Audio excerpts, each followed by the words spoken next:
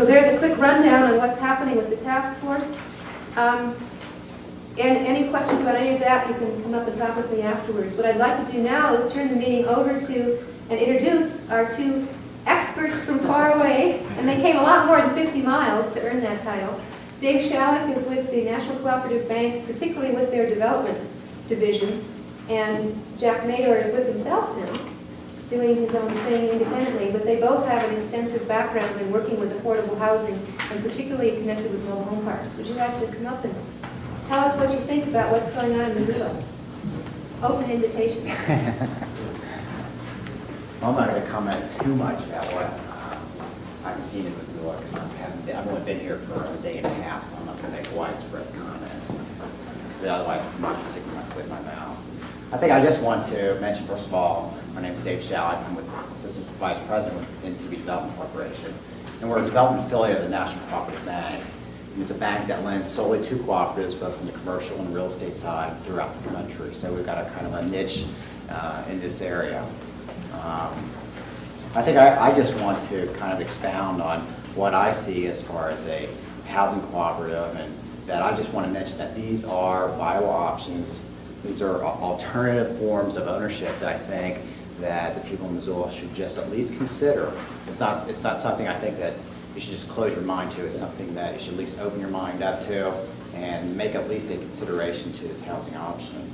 Our bank and our development corporation has had an incredible amount of good success with housing cooperatives throughout the country, not only in New York, but in other areas, the Great Lakes, California, Florida, Seattle, Minneapolis. We've had a pretty wide range of success with housing cooperatives. So just wanted to make that point. And also, I think housing cooperatives are a way in which to maintain affordability for people within these income brackets. Not only just for the first couple of years, but maybe for 5 to 10 years, 30 years down the road. This is not an option in which you're looking at kind of a quick fix. This is something that is going to maintain affordability forever and ever. And I guess from a developer standpoint, or looking at it from development corporation, I think there's a couple of things that maybe Missoula should really make sure that they continue to do. And that's to kind of take a proactive role in developing some kind of policy towards developing affordable housing, because if you don't take a proactive role, sooner or later it's going to catch up with you, and you're not going to develop any affordable units, and it's going to be to the worser benefit, or benefit, it will be to the detriment of your community. And I can just say whatever the housing task force is, what kind of policy implications they come up, I think that they need to come up with some kind of proactive role. And for sure, my impression is that, this is the one kind of comment I think I can make with some sort of confidence, and that's to have a nonprofit housing developer. There's just no getting around having a qualified housing developer put together affordable housing in your community. Anybody have any questions about housing cooperatives? I think Jack might want to explain a little bit more in depth, but I just wanted to explain that we're a bank in Washington, D.C., that we've had a lot of success with this form of ownership. Well, you did a perfect lead-in, I'll thank you, for getting into the concept of affordability and gap financing, or the subsidy element. Although, I'll be very honest, we've come here with some, not so much Dave as myself, with background and expertise in mobile home park options, court options, in terms of providing affordable housing. But I've had some experience in terms of how do you look at basically the affordability issue, across the board with all housing products, rental as well as ownership. And basically, kind of the next step that you can do from the data that you have, as well as the task force may want to consider, is that there's different gaps for different sectors of the population. And an example, these are all handwritten, and I apologize because we didn't have any pre-information on any of this. But when you look at the concept of gap, let's just assume that we've got a project. The numbers may vary, but this is to get the concept across. An ownership or rental project. The cost to do that, to get into that project, market cost, is $500.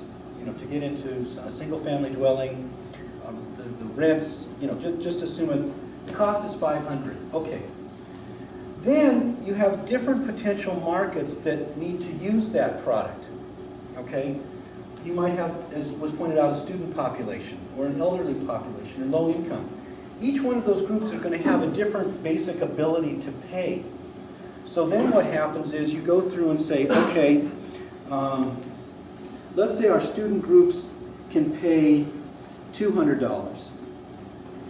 And that results in a gap for that group. If you were targeting housing for that group, gap for that group of $300. And then your elderly, let's say that they could pay $300, that, you know, in terms of that marketplace. So the gap that public policy would need to address would be $200. And then let's just do the catch-all of low income, and that they could pay $250, or, you know, however which way you want to go. Let's draw them way down. Low income can only pay $150. And therefore the gap is $350. So the next step that really needs to take place is that you have all these different populations within your community, and they all, you know, have different housing needs, but there's different gaps that each one of these groups implies by their ability to pay. So the task then becomes to target what products you're going to put out that will satisfy these different groups. But basically, when you come down to this gap, no matter how you cut it, you need public funds to handle that gap. You use leverage with your private markets. In fact, we just had a lengthy meeting prior to this about how you combine public funds with private sector funds. But it then becomes the role of taking this burden of $500 and getting it down to the market that really needs the housing product. And that is what classically is known as the affordability gap issue. And it can really only be addressed through public policy. Now, the other option that we're going to kind of want to throw out here, not so coincidentally, is that the other thing is to look at the beginning cost of what a certain product might have. And this is kind of looking at what the mobile home, how mobile homes fit in compared to conventional, and how that starts reducing the gap just by using a different housing product. But you still are going to have gap. When I go through this, you'll see that there's still going to be gap. So we start out, and what we're looking here is basically entry-level ownership housing. The concept is ownership here versus rental. You have similar problems in rental. And these are not statistically valid, probably within 10%, but it's just for example of having talked to a few people of what your marketplace is here right now. So please don't pick apart any specific number, but it's to give you the sense. Apparently, stick-built entry-level housing, standard in Missoula, is running $70,000 to $75,000. So if someone goes out and pops in and gets a mortgage, let's say a 95%, which is pretty standard single-family home mortgage, rates are getting down there right now. You may be lucky to get about 8 1/4 with no points, 8 to 8 1/4, amortized for 30 years. Their mortgage will be about $535, and that's with no other costs, insurance and taxes, just the basic mortgage cost. So it'll actually be a little bit higher. Okay, that's the cost to put context of all the data that you saw before, that the ability of the market generally here is basically just at that entry-level conventional home. Okay, now that's fine for your median population that's at median income here. But you have a big problem with a very high concentration of low income here.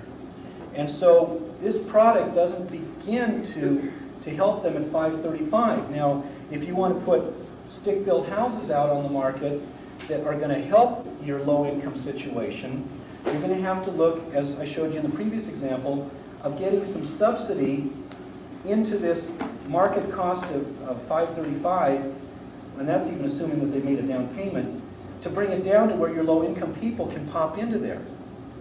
Contrast that to a different product that's still an ownership product, which would be what I'm going to call a typical mobile home in your community.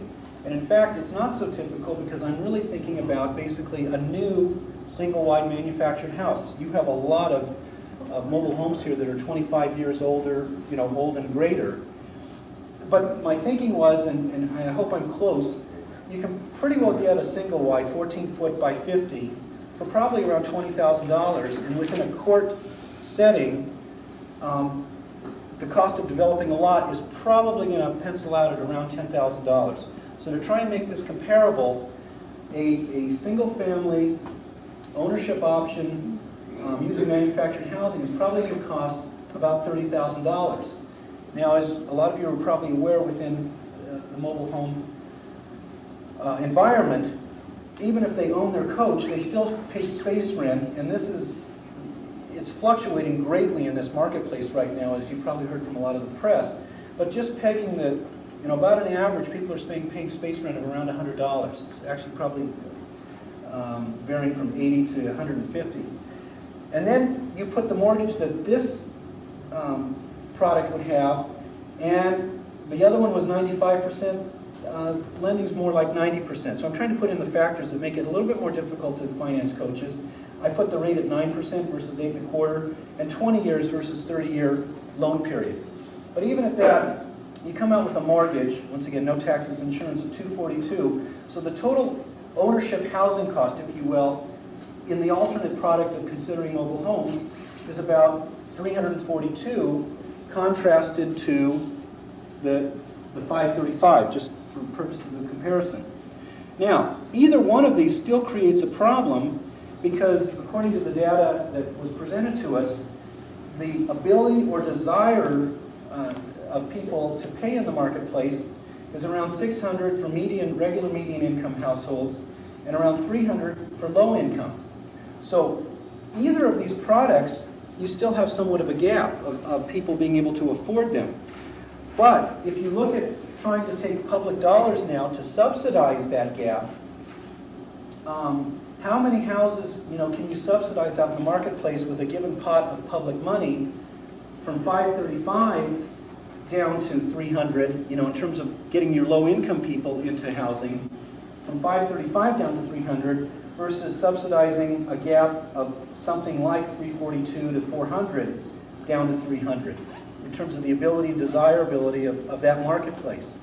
So it is a very complex issue of looking at how do you start putting the right housing product out in the marketplace for your different populations. But basically, you have to have public dollars being brought in and leveraged with the private sector, and it's a question of how many units you're going to put out, for whom, and how much product you can put on the marketplace. Now, the wonderful thing about affordable housing is that there are a phenomenal amount of options. There is plenty of room of for-profit developers, as we mentioned, to tie in with a nonprofit, to be able to access certain financing that, for example, a for-profit couldn't get on its own.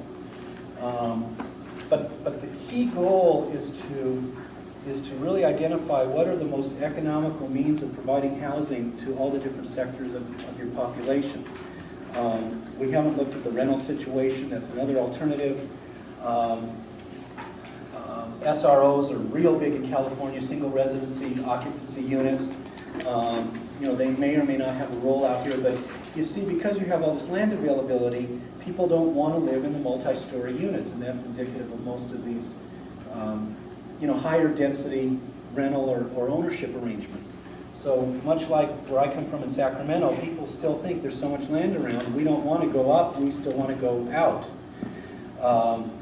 But I hope this is helpful in really getting you to think about the idea of gap financing and filling that gap and figuring out and targeting to your different populations what they can pay versus what the cost of getting housing out to them really costs.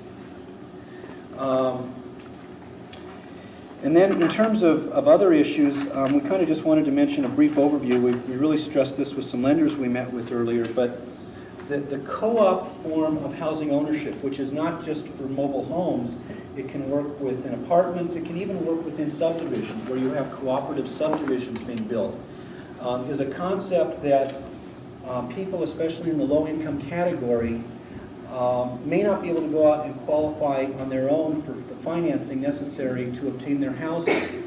But if you pool them as a group and create a new entity known as the cooperative, and then approach lending sources, there's a greater likelihood that you will get more people eligible for ownership housing than what would happen if people had to do it independently on your own. And in a very basic nutshell, that's the concept of cooperative housing, where people cooperate to help each other and obtain what they could not really obtain on their own. And then we've talked about the role of the nonprofit developer, that basically, is something the community needs to help spur along, helping to create new types of affordable housing with that entrepreneurial spirit. And beyond that, I think we probably left you with a lot more questions, but I hope that helps in some sense. And I apologize also, we've been going through a series of about 8 meetings in the last 2 days, and we have one more, so exhaustion is kind of setting in a little bit too. Does any place in Montana, any town, any community have the co-op mobile home court? To our knowledge, no. No. I know there's I think a food co-op in Bozeman, it's about the only co-op as far as. So a banker looking at this would not have anybody he can call up on the telephone saying, how's it working over in Bozeman or Billings? Not within Montana, but part of us coming here was to tell the lenders, to talk to the Board of Housing, to let them know that this is a very viable, successful mechanism that has been heavily used back east, phenomenally. I mean, it's just, co-ops are synonymous with single family and condos and everything else back east. Out west, they're gaining popularity. California is using a lot of them. Washington State is starting with some of them. Oregon has a few. But we came here to say that there's nothing that makes this incongruous with Montana, that co-ops can work here, and that what basically needs to happen is for lenders to understand the entity, how they operate, developing underwriting criteria. But what Dave and I have been telling all the groups we've met with is that within his experience of what National Cooperative Bank has lent out to cooperatives, and I don't know how many projects, there has never been a default. And our experience in California of over 200 housing cooperatives in the last 10 years, there's only been one default. That's basically negligible from a lender's viewpoint. So part of our job, and probably part of what the task force will want to continue to do if co-ops want to be spurred on here, and specifically mobile home co-ops because of the affordability, is that we need to do more education. We need to make it easier for groups to approach lenders and then to say, yeah, we know what that's all about. We've heard about that. We heard the presentation. But we really came here to set the tone that they work, that they're not some beast from Mars. What kind of liquidity does a co-op participant have? How can he buy and sell his membership? Okay, there's two types of liquidity I think maybe to address here. One would be kind of emergency liquidity, and that would be reserves that are set up when a co-op is initially formed. You go and have the cost of your project, and you have all your other costs associated, and on top of that, you set up reserves for capital replacement and operating. Because the one thing you don't want to have happen in a co-op is people all of a sudden to get assessed 2 years down the road, oops, we had to repair a roof or a swimming pool fill in or our sewer system, and there's no money for it. That would be disastrous. So that's anticipated by setting up reserves. The other aspect is that on an individual basis, people wouldn't have a liquidity basis to, I guess you're saying what kind of liquidity? Well, Well, the ones that, is there a membership fee? you've got the ones that like the limited equity as far as this cost. The membership fees are basically $1,000 or $500. It's a very, very small amount. So when So it's you don't really have a big membership you would sell like you right, would. there's not a huge financial commitment. There's a commitment nevertheless, but the commitment as far as a large dollar amount is not so much that the co-op can't buy that share back. Okay, and when you've got in other projects where it's a market rate kind of entity, where the memberships or the shares are a lot higher, in those instances, we have a subsidiary that does a project approval. They'll approve the project then is approved also by Fannie Mae. We conduct the share loans for those individual shares. So then we make those loans in the shares, and then we sell them to Fannie Mae. So there's kind of a built-in market through that process. That usually is only for ones that the co-ops are more like a market rate for the moderate and upper income kind of projects. I would urge, just along the lines of some of your questions, that those of you that want to kind of understand the cooperative process more, and specifically as it applies to mobile homes, may want to come to the final meeting that Dave and I are going to be at, which is going to be tonight at 7 o'clock, and it'll be right here in this room. And we'll be going through a lot more in depth with the intent of really trying to take people more through the steps and how it's structured and what it means and things like that. What we're saying is that if you take a pool of subsidy dollars and assume that you can get a certain leveraging out of that, first of all, that's one concept that's very important. Take your subsidy, leverage it with the private sector, no matter what kind of housing. But if you have a housing source that each unit of housing costs, $75,000 versus another housing source where each unit costs $30,000 to $35,000, it's just obvious that you can get more people into ownership housing at twice the rate just because of the product you're putting them into, with the same public dollars available to leverage with private lenders. Really what I think the community will develop is kind of a potpourri of some different products. But I think there needs to be an awareness of number one, what product you put people into has a big factor in how many you can produce. And then the other is simply how much subsidy dollars the community is willing to put into affordable housing, period. There are different types of cooperatives. Your state law doesn't currently really provide enough some regulatory guidance on the issue. But I guess we could say that there's really three types of cooperatives that might be available to present. One would be a stock cooperative where someone pays in some money, and the price of that share basically has no limitation and can fluctuate absolutely within the marketplace. Does not really bring in any concept of affordability or ongoing low-income people being able to afford to come in on that share. But that's just a straight stock cooperative. Montana currently lacks something called a limited equity provision, and that is even a nonprofit, which basically nonprofits have to keep all the money that they earn for charitable good. There's a provision called limited equity cooperatives, which says there can be a minimal amount of appreciation, enough that people are getting a little bit of something on their share investment, but not enough that it'll really prohibit transferability in the future for the next person moving in. And then kind of the approach in the absence of having a limited equity in Montana currently, and I think that's something that regulatorily a technical bill could be put in to correct for that. At least Jim thinks so. Is simply people put in $500 for their membership, which guarantees them occupancy in their space, the right to safe living, no evictions, stable rent structure. They go to move out 5 to 10 years, they get the $500 back, and meanwhile their coach has been able to appreciate, and they're better off. So there's different ways, but the basic concept is people put in initial money into the cooperative.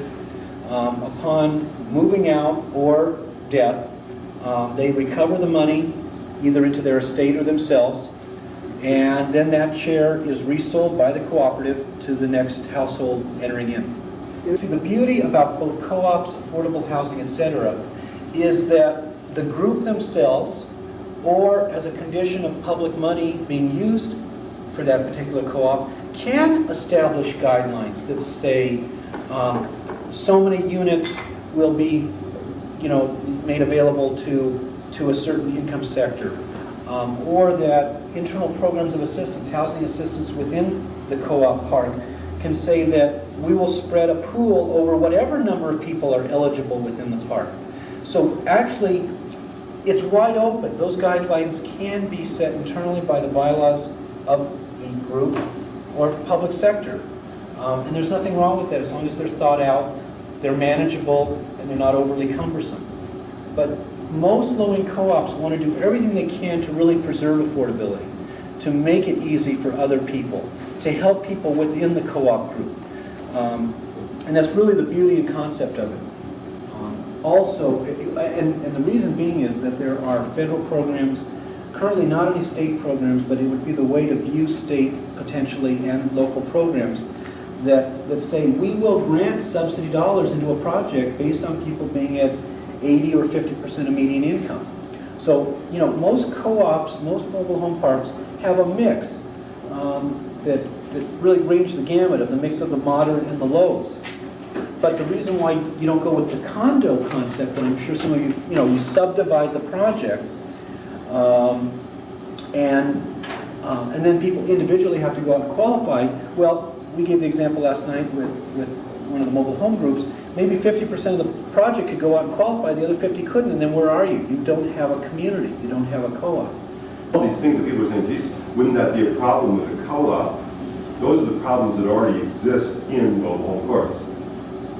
They are segregated out to the west. They are largely class-based communities. They are, but the difference is that right now the people, a phenomenal number, 110,000 Montanans, over 1/8 of the state living in courts, just courts, 150,000, 1 out of 5 living in manufactured housing, already face these circumstances where they're lucky if they have a 30-day, month-to-month handshake lease that can be terminated legally without cause.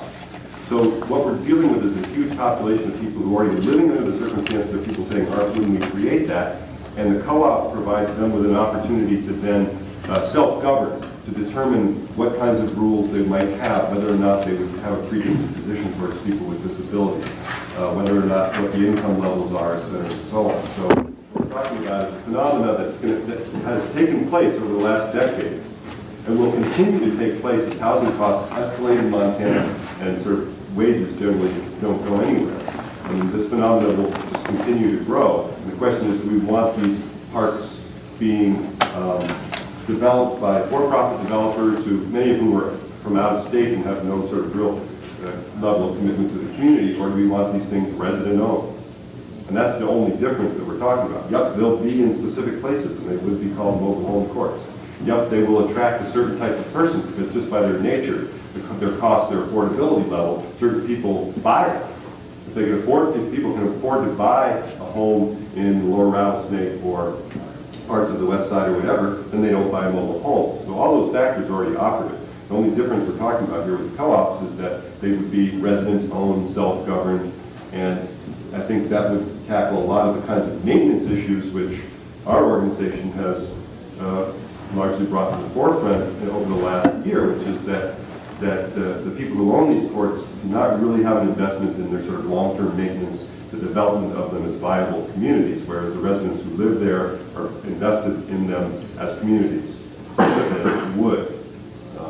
And that's really the fundamental difference that we're talking about here, some level of commitment to a community in a specific place, a certain type of housing unit that's affordable.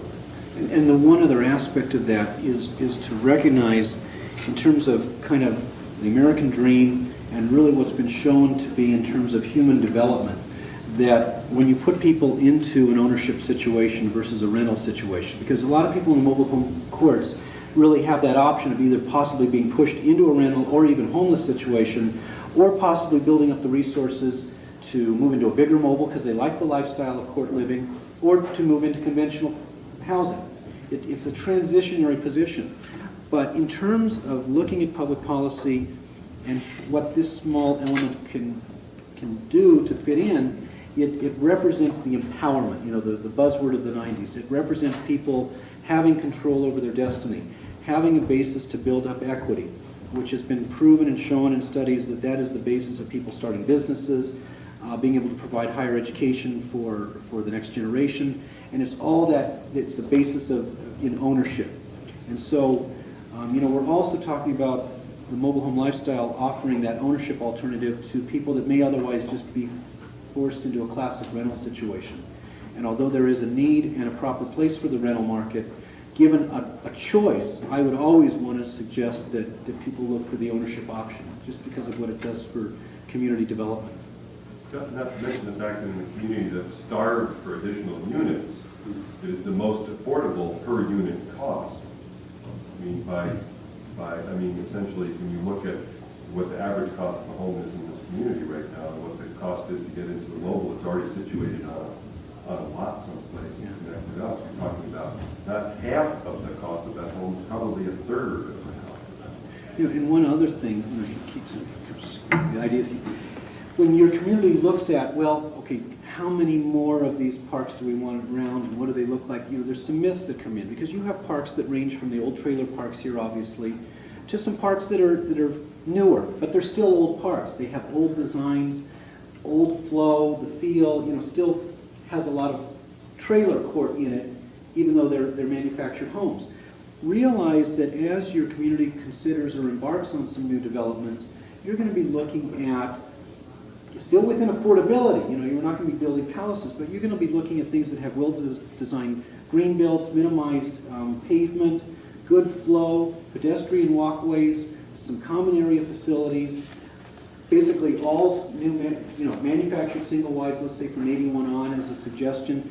But the feel of these things is going to be one that I would say anybody can be proud of. I happen to live in a single family home. I've gone into some of my low-income parks that I've worked with, both single-wide and double-wide units, and I feel at home. The comfort level, the ambiance of walking into the park is something your community and the city and county can be proud of. It's not of saying we're building more of those kinds of housing opportunities. And I think that's real important for you to realize as you look at new development, that you're really bringing in something that's very nice and a compliment to the community. I want to thank you. I've waited for 5 or 6 years to get some people here to talk to us about co-ops, somebody from the co-op bank, and I'm really pleased to have you here, and I want to thank Montana People's Action for the leadership in making this happen. I really hope that something comes of it, and I think part of the reason that we were able to do it is because the task force has created a synergy that put together the resources to bring these people in. And so I hope that same synergy can work with the ideas that have been presented. Conversely, we would like to thank the task force. This was very helpful for us, and we're even more encouraged by the more detailed conversations that we held with both Jack and Dave, and it was just it wouldn't have been able to happen without the assistance. Nancy, what will we do next? Next task force meeting will be second Tuesday in October at 3:30. We'll probably be over at the county. But if you want to get a notification and you signed up on the sign-up sheet, you'll